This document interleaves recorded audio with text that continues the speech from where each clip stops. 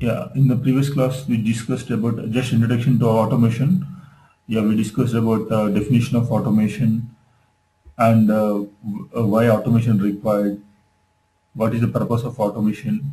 Then we discussed in which situation we should go for automation and in which situation we should not go for automation, and what is the prerequisite for automation testing. Yeah, I said this is a very important point with respect to interview. Okay, when should we go for automation means application should be stable. That is the prerequisite for automation testing. And then we discussed about the tool matrix. What are the different tools available in the market, like functional testing tools. These are the different functional testing tools. They are the vendor tools. You have to pay some money for these tools, and some open source tools. And this is and discussed about the challenge for the automation testing. You know, any challenge is something like object under the application test should be identified by the tool, whatever the tool that we are using. Maybe some QTP, RESTful functional tester, or if you have developed your own tool, that tool has to be identified the object. In that case, you can use whatever the tool. So basically, any tool that we are using that should identify the object in the application. So if you can do that, you can do whatever you want to automate. So that is the main basic concept of automation. And then we jumped into QTP. It was earlier, it was from Mercury. Now it's HP's product. Latest version is 11.5. So these are the different things that we discussed. Yeah. Now today we are going to discuss about object identification. Okay. Now let me start with object identification.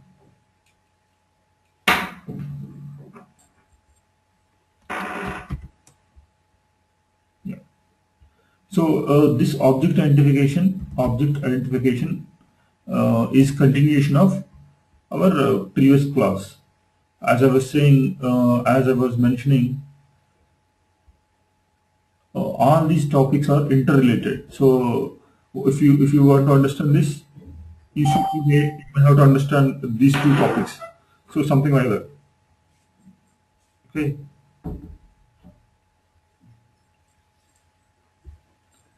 Now let me open QTP here.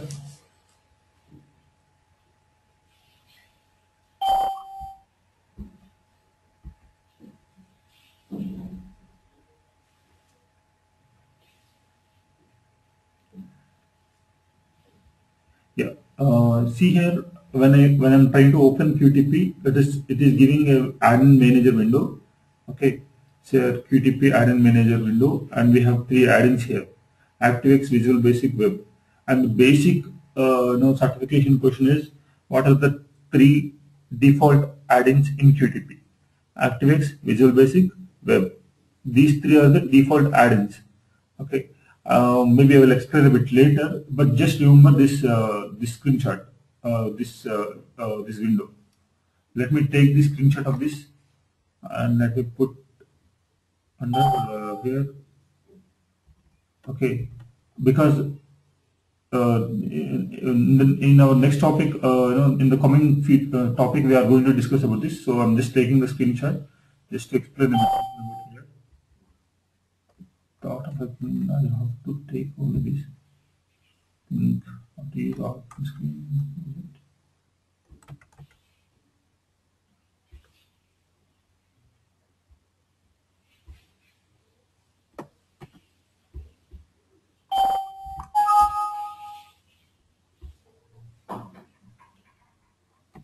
Huh. So we are opening object QTP. So while opening QTP, we have the add-in manager. Let me click OK here.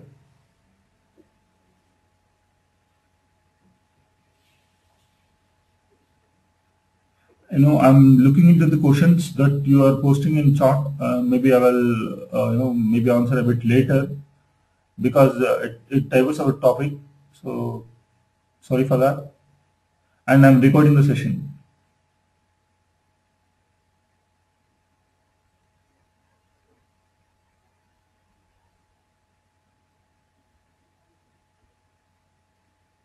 See here, it has open QTP.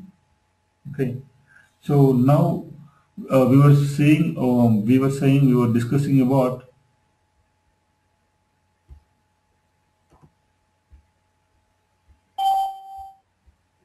this, right? Main concern for automation testing is identification of the object under application test. So how QTP tool is going to identify the object? So now we are going to discuss about this.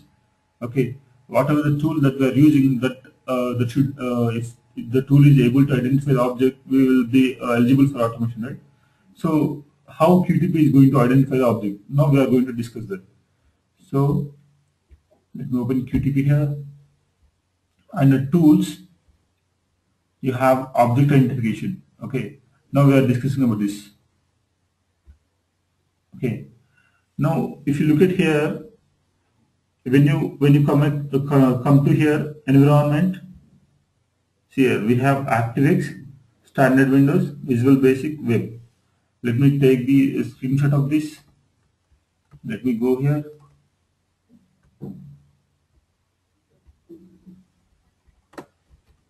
Yeah, can you observe here? Can you see the screenshot of both of things, RN Manager and Object Identification? See here we have ActiveX, Visual Basic, Web, right?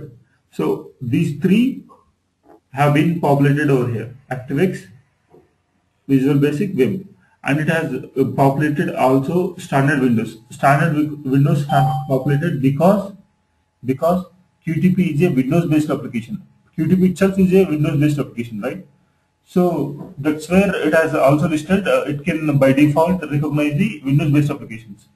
So what I mean to say here, say if you want to automate SAP application, okay, if you want to automate SAP application, basically you need an add-in, SAP add-in. Okay, so you need SAP add-in. You have to install it. First you have to install it. Okay, you have to install it. Once you install it, you will get a pop-up here, something like a checkbox, SAP add-in, its license, something like that. Okay, so if you want to automate that SAP add-in, you have to check it. You have to check that add-in in add-in manager. Okay, if you would have checked it in the add-in manager, that will be populated over here. Okay, whatever the add-in that we have checked here, that will be populated over here. Okay, so yeah, Shailaja is asking what are the default add-ins. Yeah, ActiveX, Visual Basic, Web. These are the three default add-ins, and I also said this is the basic interview question. Basic certification question. Okay, is it clear? And I'm just trying to make sure that the populated values over here will be based on the values that we have selected in the add-in manager. And how this add-in manager means? Add-in manager is like which manages the add-ins. So if you want to automate mainframe application, or if you want to automate a Java-based application, you need to get the Java add-in. You need to get the Java add-in. Okay, then you have to install it. Okay, then you have to check in the add-in manager. Then if you check in the Java add-in in the add-in manager, you will get the populated over here. Okay, that will be populated over here. Is it clear so far? So far, any questions till this point? Any questions?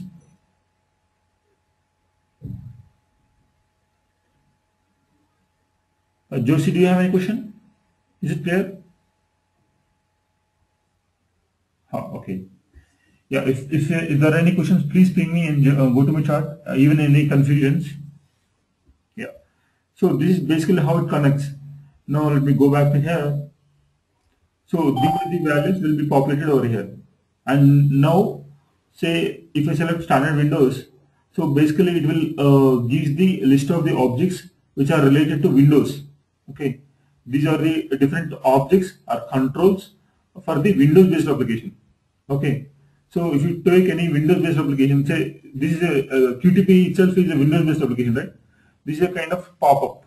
Okay, this is a button. OK is a button. Cancel is a button. This is a list box. Okay, So in Windows based application, how this list box will be called as WinList. Okay. So this itself is a Windows based application. So here this list box will be called as WinList in Windows based application. Okay. And WinEdit. If it is a text box, WinEdit. If there is any combo box, okay, checkbox. So Win checkbox, Win calendar, Win button. So these buttons will be called as Win button. Okay. Yeah. Now, Vijay, can you hear me? What about others? Can you hear me?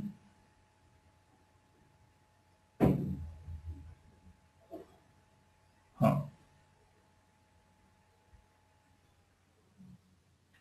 What is combo box? Yeah, Anuradha is asking what is combo box. Yeah. Sometimes you will have multiple radio groups, right? Okay. Multiple radio groups will be called as web radio group. Sorry, that will be a Win radio group. That will be called as Win radio group. Combo box is something like this. Okay. But it will have some scroll bar here. Okay. List box, but for the object which will have some scroll bar here, that will be called as combo box, and where in which you can select multiple values again. Under a drop down list, you can select multiple values. If in this drop down list we can select only single value, right? But whereas in combo box you can select multiple values. Okay.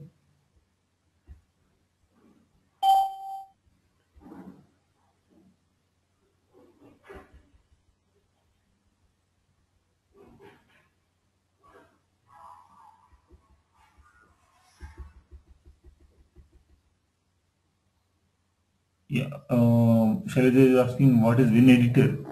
Yeah, Win. There is no Win. Oh, Win editor. Win editor is something like it's a big text box. Say, I'm just giving an example in web-based application. Say in job portal. Say you have a job portal, and in that job portal, say it is asking. Say there is a text box, and it is asking you to enter. Tell me about yourself in 100 words. So that will be a kind of big text box, right? That is a kind of a big text box, right? So that can be called as it will be like a web editor. But here in Windows based also we may have some object, something like that, Win editor. Okay, it is a kind of big text box wherein which you can write something, a big lines, a big story. Yeah.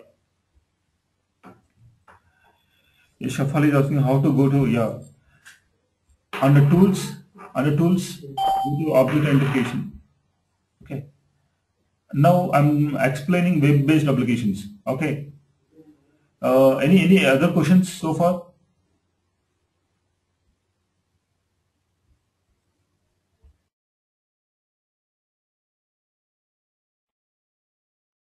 Any questions? Yeah, moving on. Yeah, I'm selecting web-based environment. I'm selecting web-based environment. Okay. Let me open a web-based application here. Okay. See here, I'm taking a new page here. Okay. So this entire part will be called as browser, right?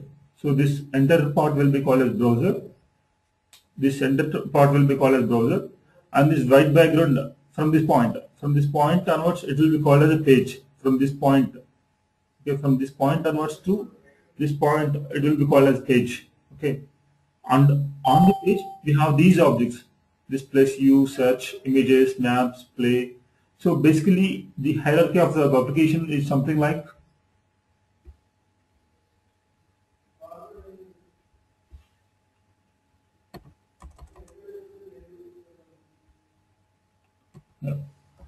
Basically, hierarchy of an application is first it will have browser. Okay, under browser we have page. Okay, under page we have objects. Okay, objects can be text box.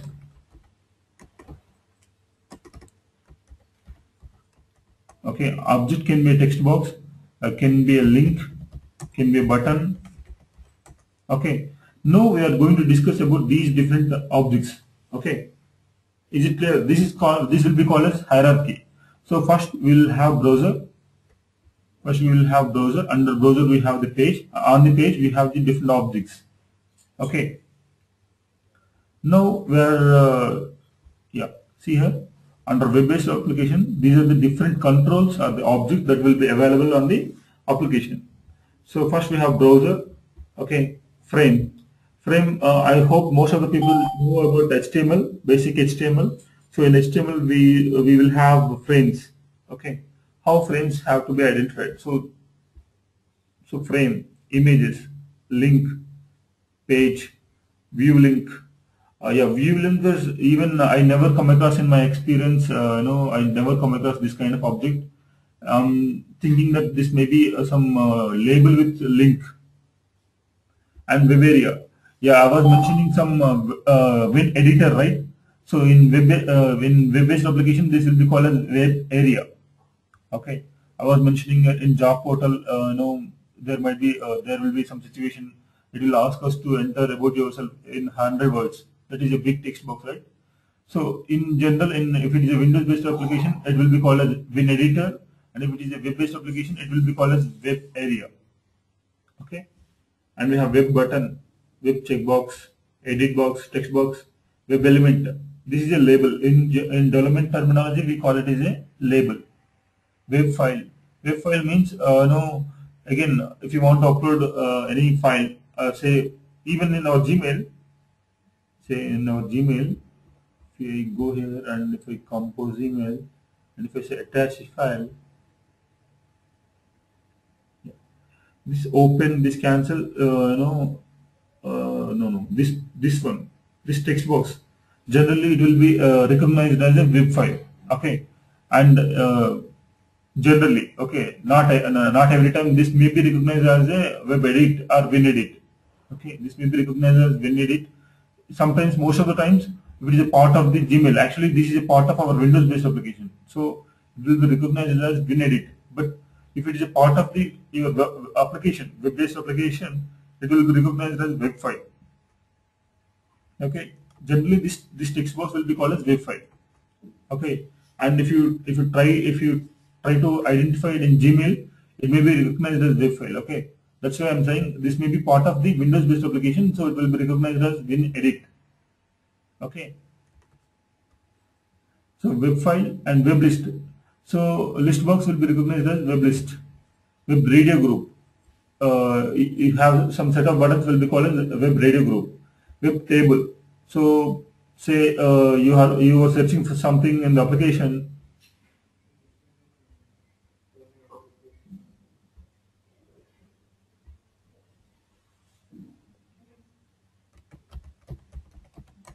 Yeah, this is a kind of table. Actually, we know when you try to recognize this, may be come under table. These are all the results has populated over here. It is a part of table. Okay, so that will be called as web table in web-based applications. Okay, so these are the different objects in the web-based applications. So we have selected web. Under web, these are the different objects we have. Okay. Now we will try to we will discuss about this. So before that, any questions? Yeah. Vijay is asking, do I need a Silverlight plugin for Silverlight web-based application? Yes. Yes, Vijay, you need to install Silverlight add-in to automate Silverlight web-based applications. Yes. So if you would have installed a Silverlight add-in, and if you check it while in the add-in manager, you should get over here. Okay, you should get some more value called Silverlight over here. Okay, that was my first example I was explaining by taking the screenshots, right? Yeah. No, we just come across, we discussed hierarchy and we discussed different objects in the web-based applications. No, we are actually coming with our topic. Okay. So if I say browser, how browser will be identified by the QTP? So how means, let me take, before that, let me take some link here. Okay. So if I take link here, how link can be recognized by the QTP? Okay. So first it will try to use a mandatory properties to identify a link. First it will try to use the properties that are listed under mandatory properties. Okay. So it will try to use href HTML tag to identify the object. Okay.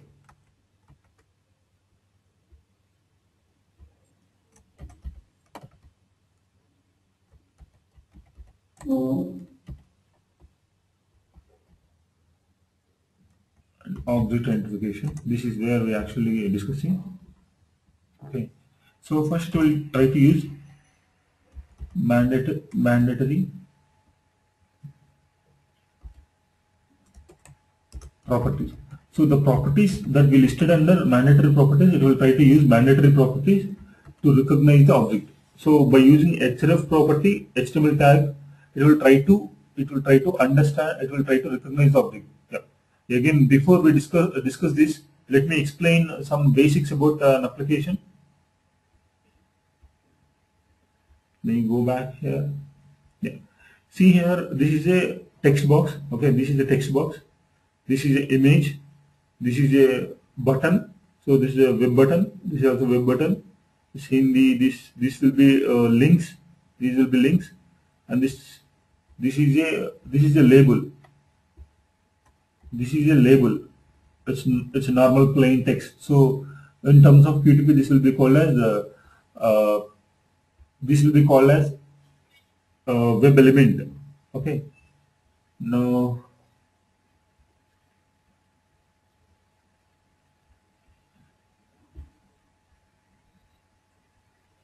say if I go somewhere, not sure. Yeah, let me sign out and let me. Yeah. Here, this is a checkbox. This is a checkbox.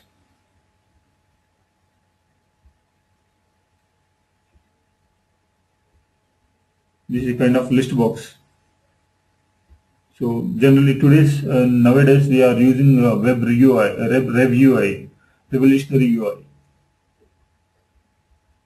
Okay, again these are checkboxes. And these are the different objects in the application. No. So this is a name, right? This is a field for name. So while developing this application, developer will assign some properties for this name. Okay. So they may give some ID, they may give some properties, something like they may assign some properties for each and every object in the application. Okay. They may use ID, name. Okay. If it is a link, so they may assign href, some reference link. Okay. Some inner text, inner HTML. Okay. Some outer HTML.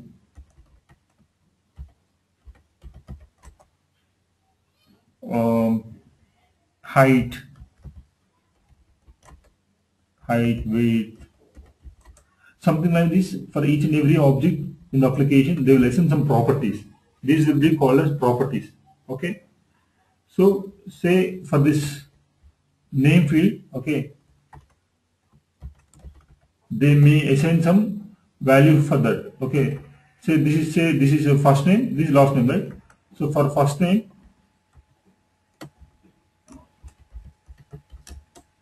they may assign for first name text box. For this text box, they may assign, developer may assign some properties. Say some ID like f name. Okay. They may assign some name called f name. Similarly for last name, they may give some L name. Okay. So basically these are the different things that will be given by the developer. So we have to take the same property. This will be called as, in general, this will be called as property. Let me cut and let me paste under.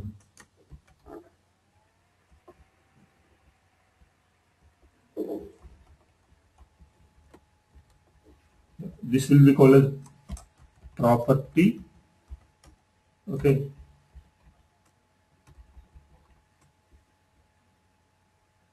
Where is this merge option?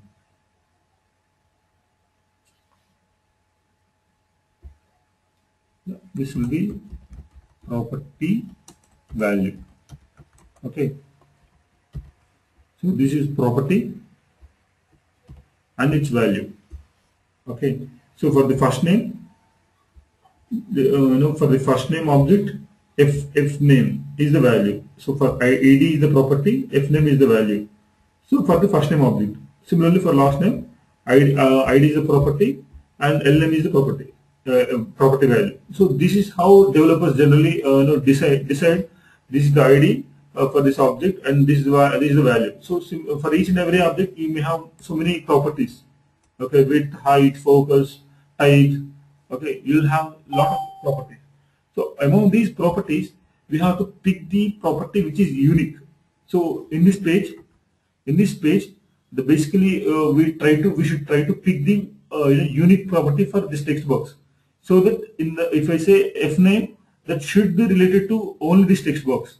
Okay, if I say f name, if I call it as f name, it should pick only this first name text box only.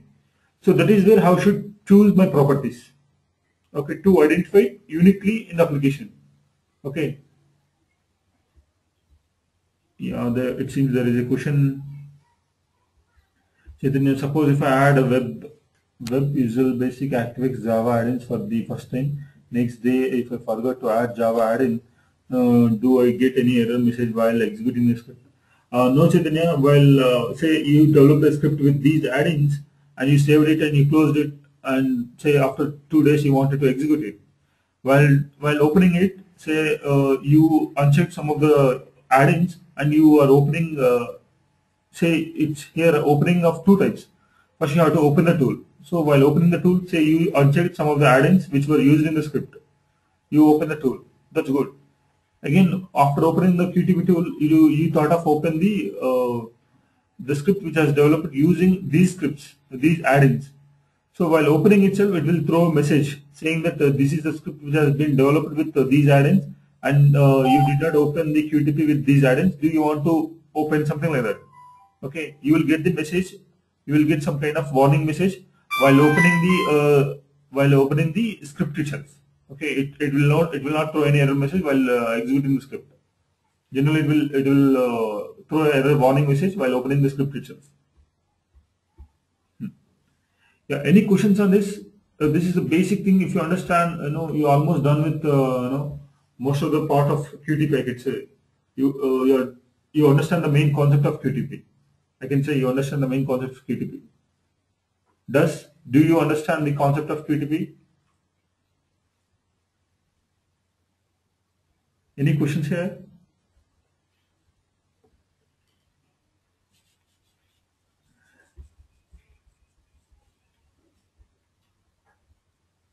Yeah, I think there is a question from Swati. Who gives the property value? Yeah, actually this will be assigned by this property, and property value will be assigned by the developer. Okay, this will be assigned by the developer. Now, as we are the automation testers, it is our responsibility to pick the unique property so that in the application it should be unique. Okay, it is our responsibility to pick the required property and its value.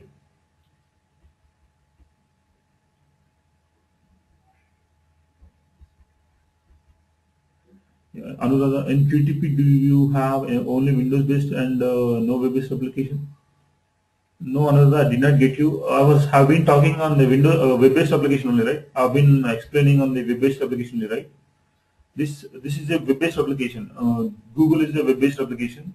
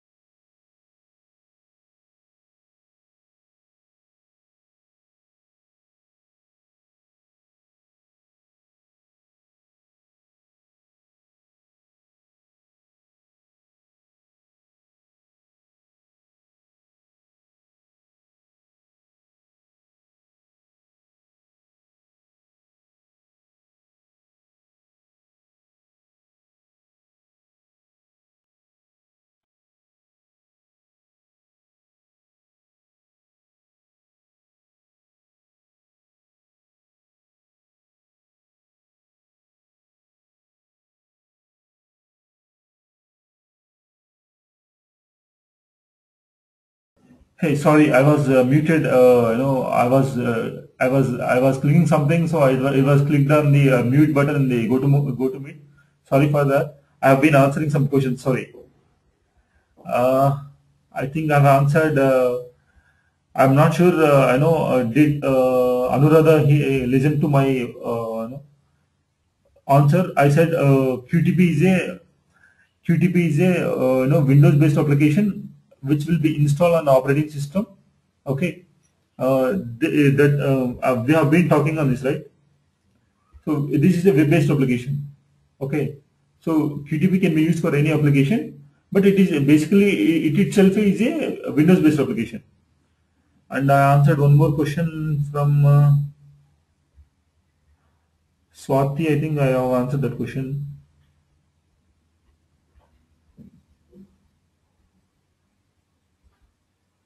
Yeah, Vijay is asking one question. Do we always have to identify the object ID in QTP? It's not that it will not be like that, Vijay. It may be we can pick any value that is unique. Actually, I was answering your question only. I was mentioning something over here, right? So automation tester you should pick the unique property of an object. It may be ID, it may be name, it may be anything. That should be unique. Okay, we have to pick that property. Is it clear, Vijay?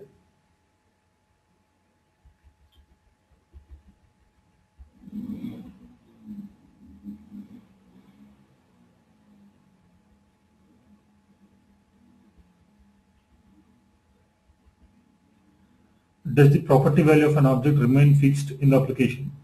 Yes. Swati is asking one more good question. Say developer may change the value. So that is the time for us to fix our script. So there might be a situation that most probably it should be constant. Maybe because of releases, because of some changes in the development. If something happened in the development, maybe we may also need to change our object properties. Okay, there will be a situation that will be called as maintenance of our scripts.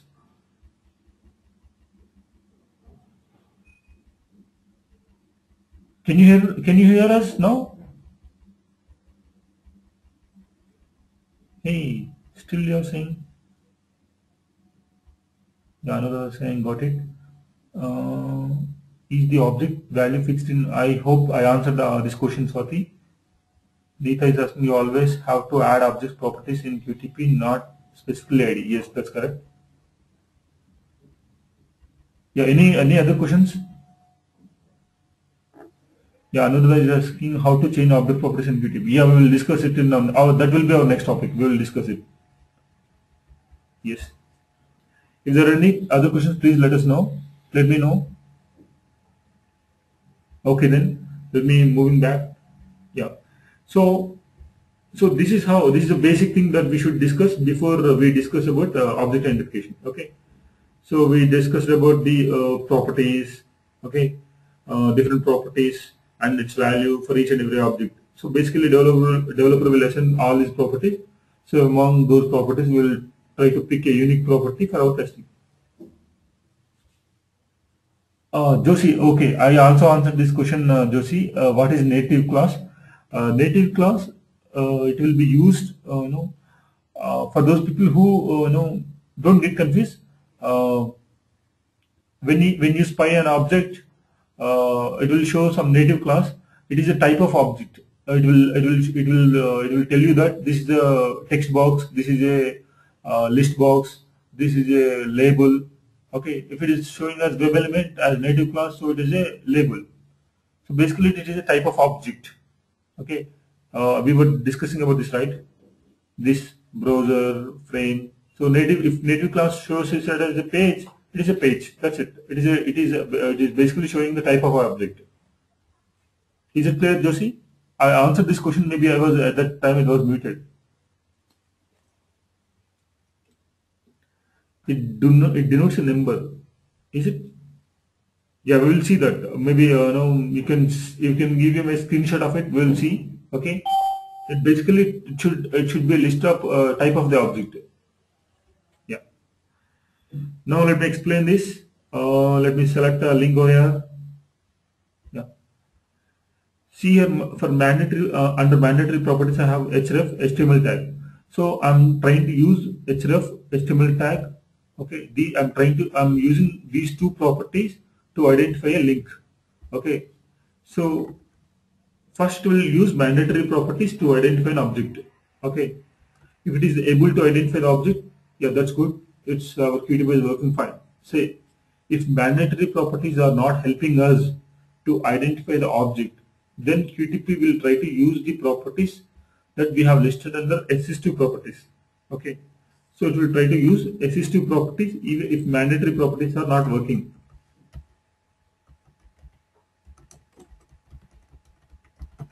Okay, so then it will try to use SH2 properties to identify the object.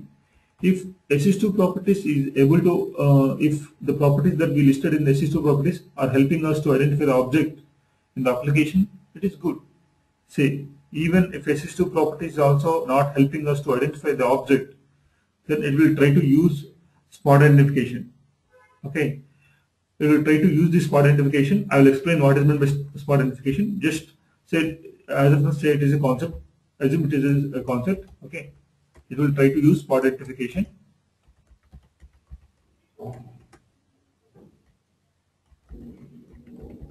Okay, again under spot identification, we have two parts. If you check spot identification, if you check this checkbox, then it will basically enter into the spot identification. Under spot identification, again, it will try to use base filter properties. Okay, first it will try to use spot identification with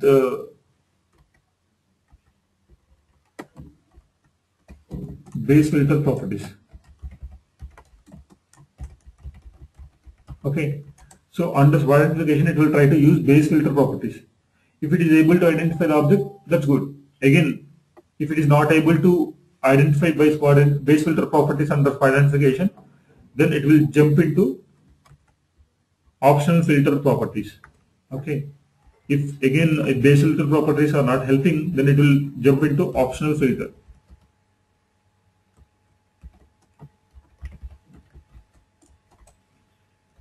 Okay, even this also not helping, then it will try to use ordinal identifier.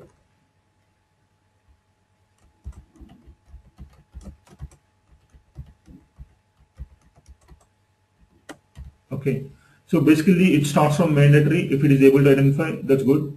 If not, it will come to access to. If not, if it is not able to identify, it will come to spot identification base filter. If not, it will come to spot identification optional filter. If not, it will come to ordinal identifier. This is how it will basically QTP in the background of QTP when you are executing a script. This is the process happens behind the QTP. Okay, so if you write a simple script, so how basically in the background of QTP this will be going to be happen. So it will try to use mandatory properties, then access to, then spot identification, then again spot identification, ordinal identifier. Any questions over here? Before we will discuss what is meant by spot identification, what is meant by ordinal identifier. Before that, any questions over here? The hierarchy. Any questions on the hierarchy? I think so. There are no any questions on hierarchy. Yeah. Let me explain these things. Before that, let me explain. Yeah. For mandatory properties, how this can be configured means you have a button called add or remove. Just click on that. Okay. Here you can configure. Say I want HTML ID. So I can just see. I can say simply HTML ID. So how this is I can configure mandatory properties. Similarly, assistive properties can be configured. You will have simply add or remove buttons, and what is the property that you wanted to take, just take that. Okay. Similarly, for the spot identification, once if you check this only, it will get into spot identification. If you uncheck it, it will not use spot identification. Okay. Again, under configure for base filter also you will have add or remove buttons. Similarly, for option filter also you will have add or remove buttons. You can configure over here. Okay. Yeah. Now let me explain about what is meant by spot identification. Again,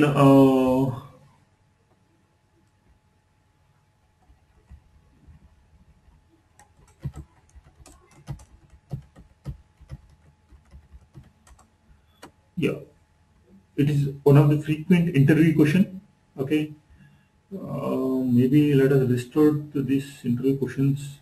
I already listed out for the previous class, but not sure where is that particular file. But I think let me have one more sheet here showing interview questions.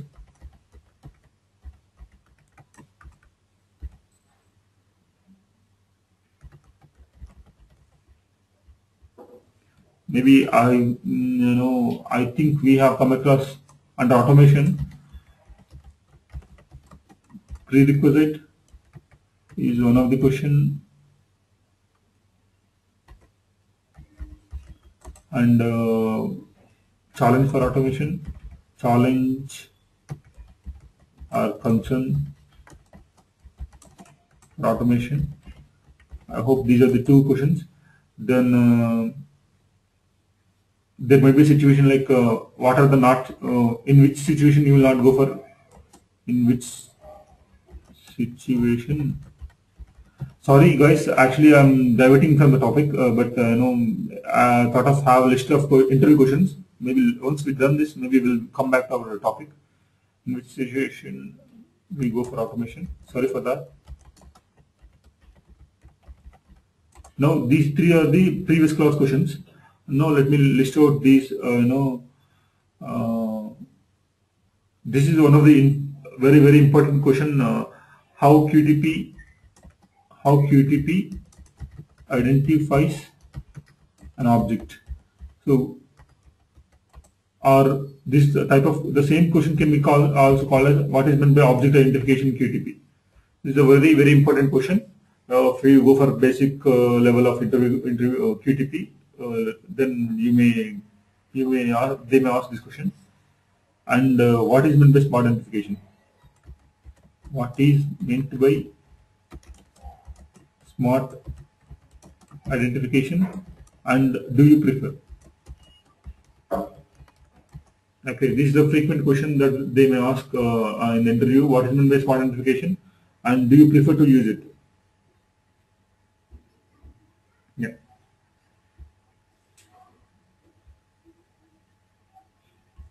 Basically, let me take an example here.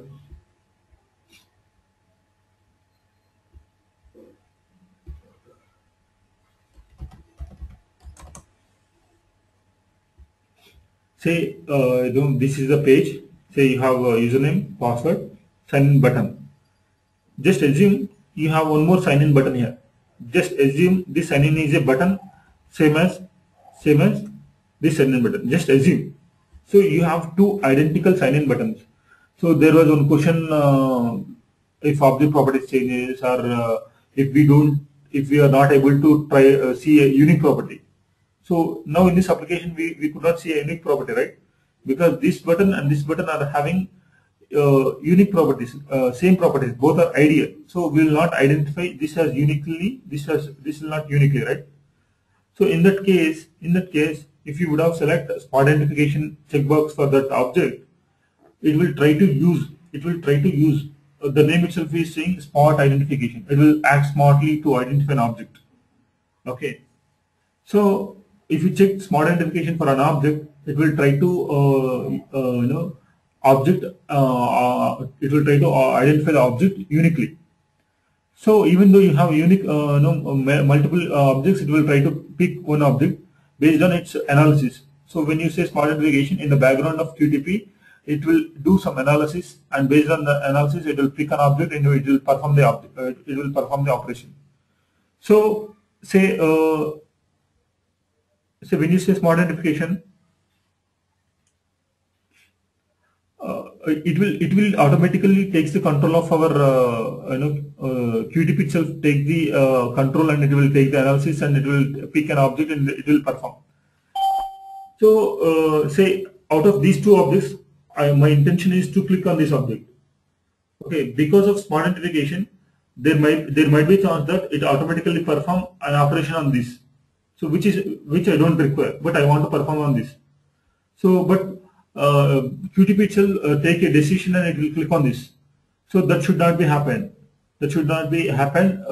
So that is where we generally will not prefer smart identification. Okay, Basically, smart identification is itself takes the control, and it will take the decision, which will not be preferred.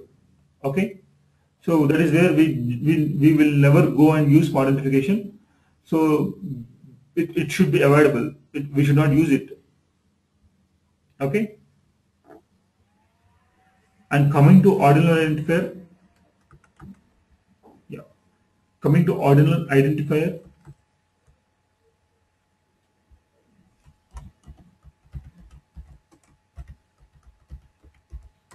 Basically, how this works means it will try to relate the object, even though you don't have any object. Say we have added sign in object. Say we have added sign in object. Say in the future properties has changed for this object, and in general it will be thrown an error saying that this object has been modified, or this object properties matches did not match in the application. Something like QTP has to throw an error. But if you enable spot identification, it will try to relate an object by using the listed properties. By using the listed properties, QTP will try to relate an object, and it will try to perform the operations on that related object, which is not good, which is not preferable. Why? Because it is performing on a, it may perform on a required object, it may not perform on our required object. So our intention is to click on our required object. But as it is relating an object, that may relate exactly or will not. So generally, HP people will project it is a very good feature for their product, but which is not, because it is just relating, which may turn into negative scenario of our test scenario. So which will not be preferable to use.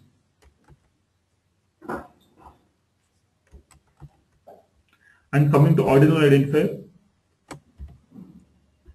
yeah. Yeah, let me take the same example. Okay. See, you have sign in button here, and you also have sign in button here. Say you have sign in button here. Okay, both are identical. Say both are identical. So how this can be uniquely identified by the QTP means you can go for ordinal identifier. Okay, in this you have index. Okay, index basically works from the first coordinate. This will be first coordinate of the page, and this will be the last coordinate of the page.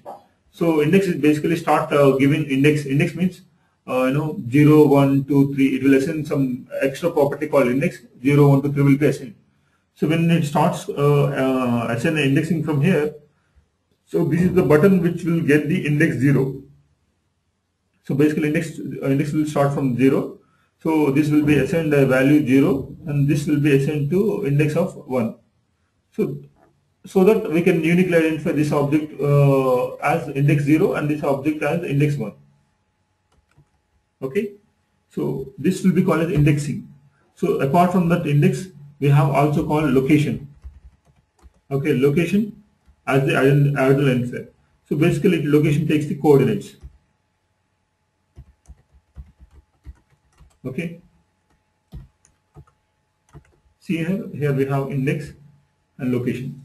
So if you take location, it will basically take the location of that object, coordinates of that object. Okay, but preferable is index. Okay, and here one more again the certification question. This is a certification question for all of the objects that you pick in the in any add-in. Generally, they will have two ordinal identifiers. Okay, index, location. But for only one object which is going to have three properties. For browser, if you take browser, it is going to have creation time, index, location. This is one of the certification question. Okay, what are the different ordinal identifier properties for browser? Something which is related to browser and ordinal identifier. Okay.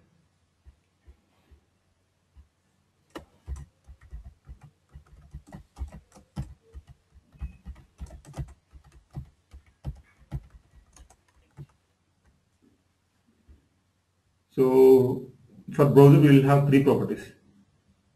Okay. So any questions? I hope we are done with the topic object identification. So basically, this is how this is the main concept here. Yeah. Okay.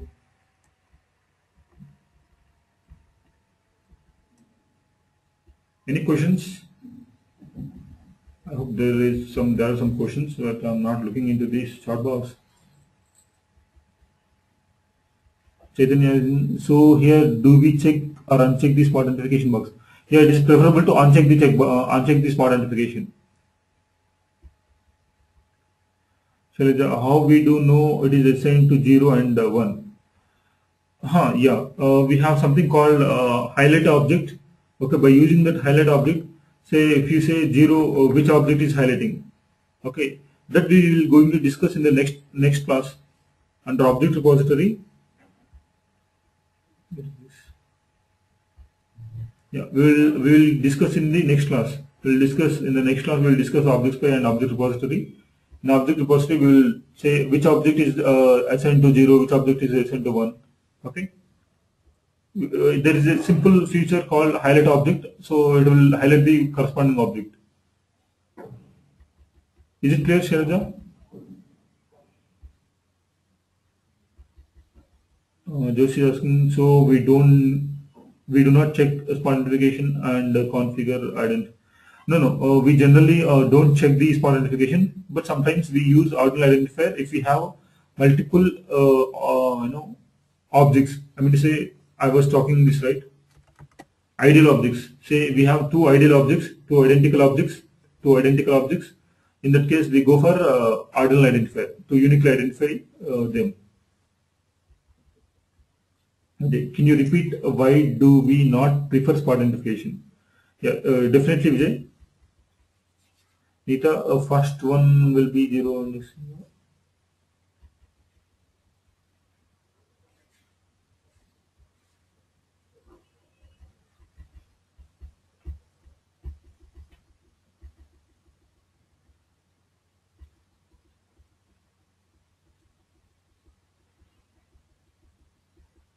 Yeah, Joshi is asking, these settings are done in the beginning. Yes, yes. Okay, maybe I have to explain a bit more. Yeah, these settings have to be done before we start the project. Yeah, I will explain. By going on, well, we will come across everything with examples, right? Yes. And with the examples with the practical oriented, real-time oriented. Yeah, Vijay is asking, no, can you explain spot identification one more time? Yes, Vijay, I will explain spot identification one more time. After that, I will explain, about generate script and all. Okay. Hope Joshi was asking one question. I think Joshi. Joshi. Yeah. Before start of the project, we will configure everything, and I will explain something related to generate script. Okay. Let me complete this spot identification.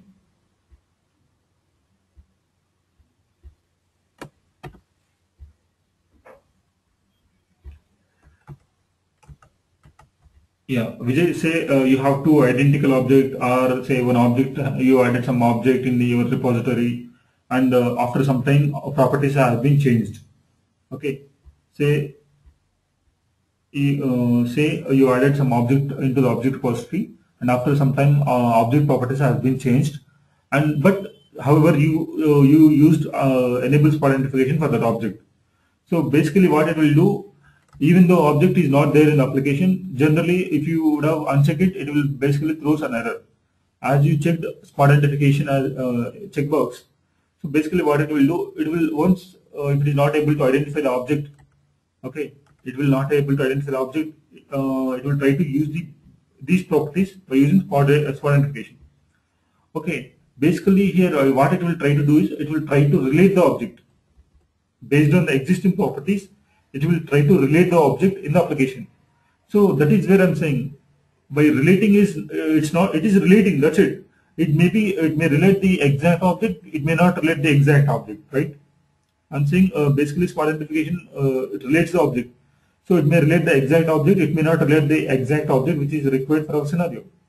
So whenever it is not related the exact object, in that case our scenario flow, may get failed unnecessarily, and we could not figure it out what exactly happened. So that is where generally spot identification is not, we will not prefer it. Okay, yes, it smartly identifies, but it's even though it smartly identifies, it will not identify the exact object which is required for us. it generally relates an object. So which may relate the exact object and may not. That's where we will not prefer it. Is it clear, Vijay?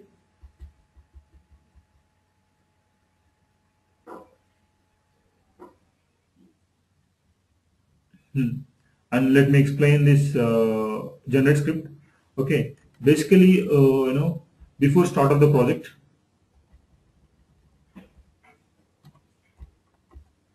before start of the project, we sit with the developers. Okay, this is theoretical. Again, this is theoretical. In real time, generally we will not do all this stuff. Okay, in theory, generally we have to sit with the developers, and we should discuss with the developers what are the unique properties that they have used for each and every object. Say what is the frequent unique property that you have used for web button, something like that. We should discuss with them, and based on that we should configure these properties mandatory and all. Okay, basically this is how it is theoretical, but in real time, any developer will follow some standards. So based on that standards, generally they will give some name as the unique property for most of the objects. So without discussion with them, directly we will configure himself. Okay, once everything configuration is done, okay, say that is good. So the configuration has been done for this tool that I have been installed in my system. But say in my project, in my automation team, there are 5 to 6 automation testers are working. Okay, in each and every mission, if I want to perform the same settings, it will be some kind of TD process, right? The same set of settings have to be done in each and every mission will be definitely a problem. So what I can do is I can configure in one mission. Once the configuration is done, I can use something called generate script. Okay, if I click on this, where is that? This is our previous class material. I hope there are some students who, this is my previous class that was took in S2 Infosys. Let me go back. Let me choose in C drive for us. Currently, we are saving in C drive class. Okay. Now let me save it as object identification configuration. Okay. Now let me go to here.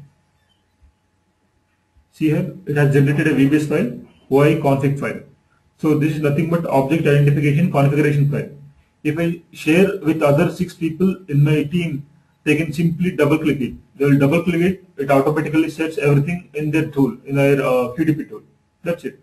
So that is the advantage of this generate script. So generate script is basically generates a VB script. That script will be shared with others in the team. They will execute that script. That's it. So automatically all the configuration that we have done in this mission will be applied to all other missions. I hope any questions? Seems there are some questions.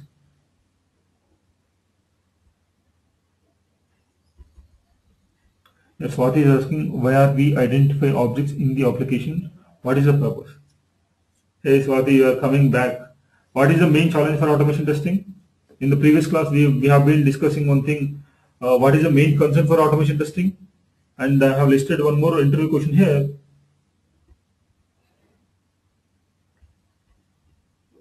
What is the challenge or concern for automation testing?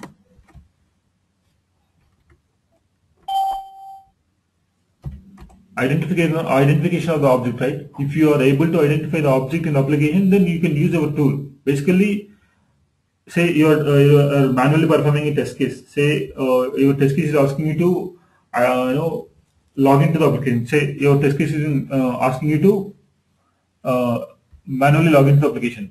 So as you are a human being, you can see with your eyes, you can see this text box, you can see this text box, and you click sign in. But tool will not do that, right? Tools should have some mechanism to identify the object. So that is where the purpose of object identification is coming into picture. We are the human beings, we can see with our eyes, but we should give eyes to the tool. So eyes means nothing but object identification. So I'm trying to give an example. Is it clear, Swati? Shailaja is asking, could you please show where we can see a smart identification base filter out and optional filters? Yeah.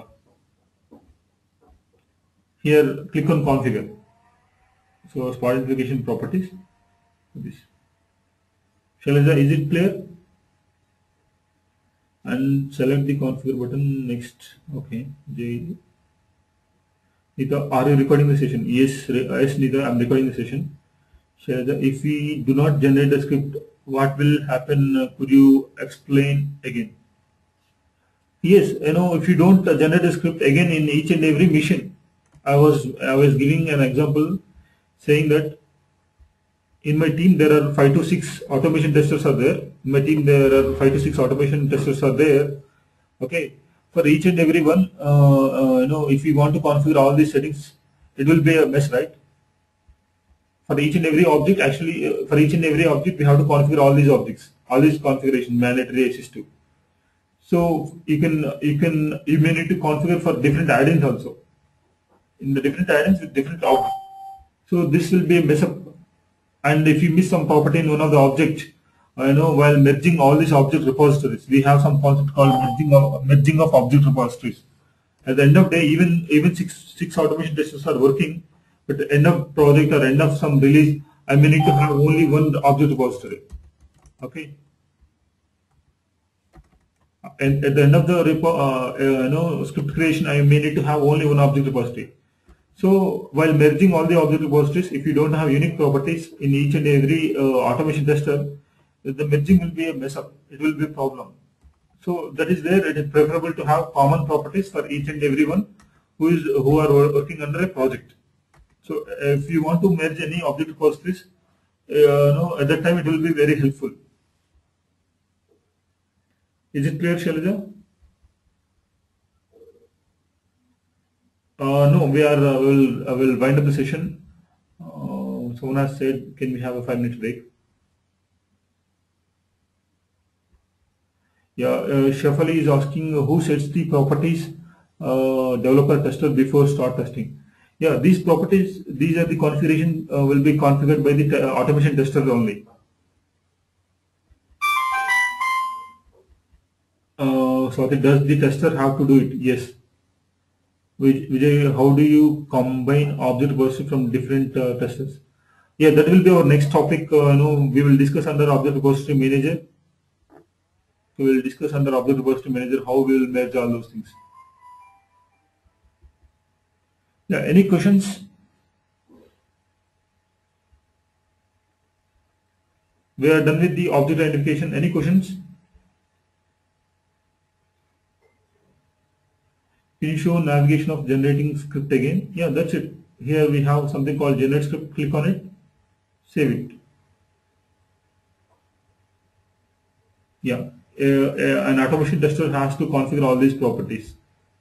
That is where I was mentioned, right? I was mentioning, we should discuss with the developer. I hope I wrote somewhere before we start the project.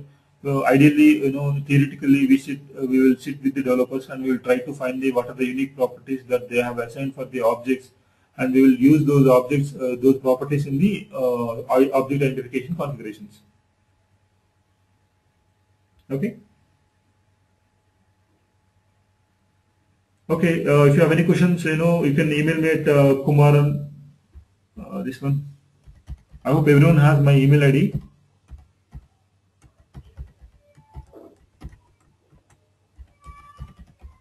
If you have any questions, you can email me at this. I'm pinging in chat box.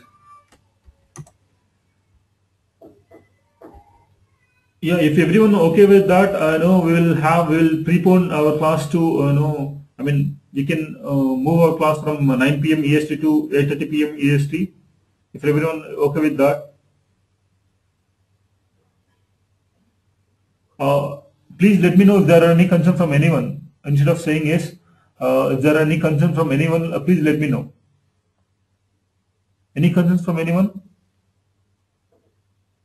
Yes, Devon, you were asking about Telric, right? Actually, I was Google it. Even I don't know about much. Actually, I was Google and I came to know that Telric objects are not able to identify by QTP, it seems.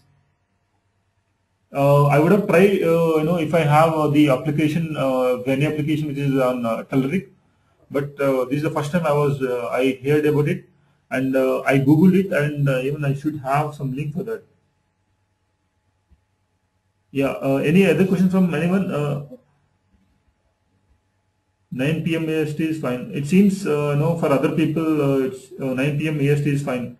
Yeah, we will have 9 p.m. EST only, but we will make sure that we will connect at the exact time. But maybe for next 1 or 2 classes, please bear with us because it seems there we are planning to have demo plus demo come class. So we may have some 10 to 15 minutes delay, but don't have that assumption that there will be a 10 to 15 minutes delay. Will connect around 9:10 p.m. EST. Don't have that kind of assumption, because if everyone joins, actually that number should turn around 20 to 25. Our attendance list should turn 20 to 25. Then we will start. We will have the 9 p.m. EST only. There are some concerns from if I say 8:30 p.m. EST. Devon, for me anytime is okay, but most of the people even there are some concerns from 9 p.m. So we will have 9 p.m. only.